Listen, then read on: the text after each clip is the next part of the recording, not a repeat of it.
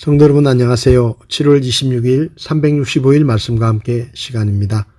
오늘부터는 아가서를 읽게 되는데 오늘 읽을 말씀은 아가서 1장에서 4장의 말씀입니다.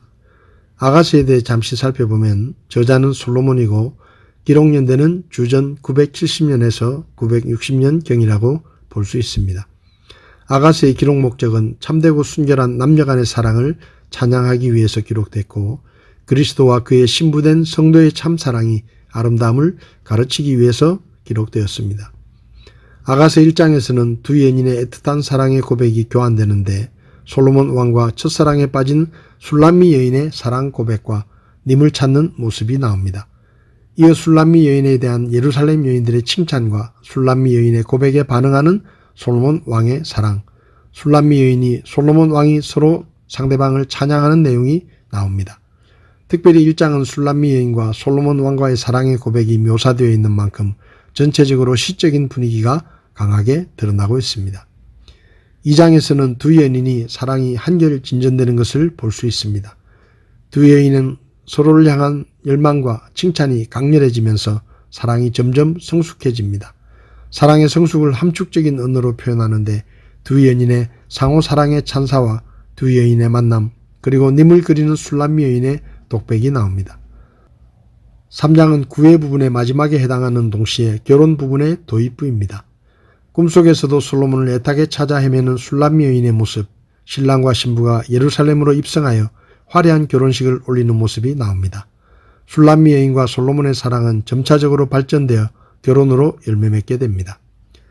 4장에서 솔로몬은 결혼식을 앞두고 사랑하는 신부의 자태를 7가지로 나누어 상세하게 묘사하며 신부의 아름다움을 칭송합니다. 그러면서 그녀에 대한 자신의 사랑을 숨김없이 토로합니다. 솔로몬은 나의 사랑, 나의 신부 등의 표현을 쓰는데 이는 그의 사랑이 전폭적이었음을 보여줍니다.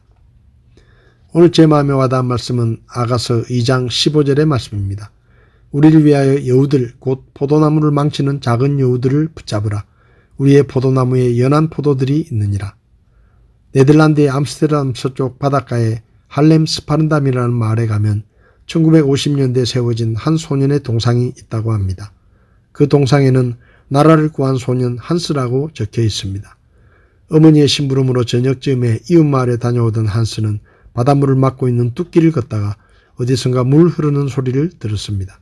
소리가 나는 쪽으로 다가갔더니 바닷물을 막고 있는 뚝에서 물이 새고 있었습니다. 한스는 이 물을 그냥 두면 뚝이 무너져 마을 전체가 물바다가 될 것이라는 생각에 우선 나 혼자의 힘으로라도 이 뚝이 무너지는 것을 막아야겠다는 생각을 했습니다. 그는 자신의 웃옷을 벗어 팔에 감고 물이 새 나오는 구멍을 막았습니다.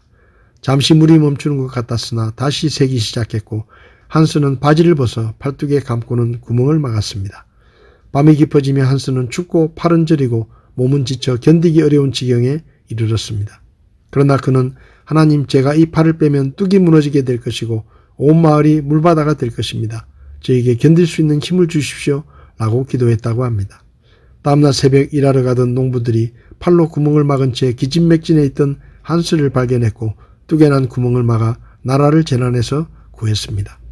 물론 이 이야기는 한 동화 작가가 쓴 동화에 나오는 이야기이고 한스 브링크는 동화의 주인공입니다. 그런데도 그 소년의 동상이 세워져 있는 것은 네덜란드라는 나라가 대부분이 육지가 해수면보다 낮아 튼튼한 뚝으로 바닷물을 막은 나라이기 때문에 작은 구멍이 뚝을 무너뜨릴 수 있다는 교훈을 가르치기 위해서 한 일일 것입니다. 솔로몬은 포도원을 망치는 작은 여우들을 붙잡으라고 했는데 그가 말하는 포도원은 가정이라고 할 수 있지만 주님의 교회를 의미한다고 볼 수도 있고 작은 여우는 가정이나 교회를 무너뜨리는 악한 세력이라고 할 수 있습니다. 솔로몬이 작은 여우라고 한 것은 뚝에 난 작은 구멍처럼 우리가 관심을 두고 살펴보지 않으면 발견하기 어려운 사소한 것이나 작은 것이라고 무시하고 지나가는 것들이 가정과 교회를 무너뜨릴 수 있다는 것을 경고하기 위해서입니다. 하나님께서는 우리에게 악은 모양이라도 버리라고 말씀하셨습니다. 오늘 우리 가정과 교회를 무너뜨리려는 작은 여우들이 있지는 않은지 잘 살펴보고 하나님을 믿고 섬기는 일에 방해되는 것들이 있다면 작은 것이라도 완전히 제거하여 우리 가정과 교회가 순전하고 거룩한 믿음의 공동체가 되도록 힘써야 할 것입니다. 7월 26일 365일 말씀과 함께 오늘도 함께 해주셔서 감사합니다.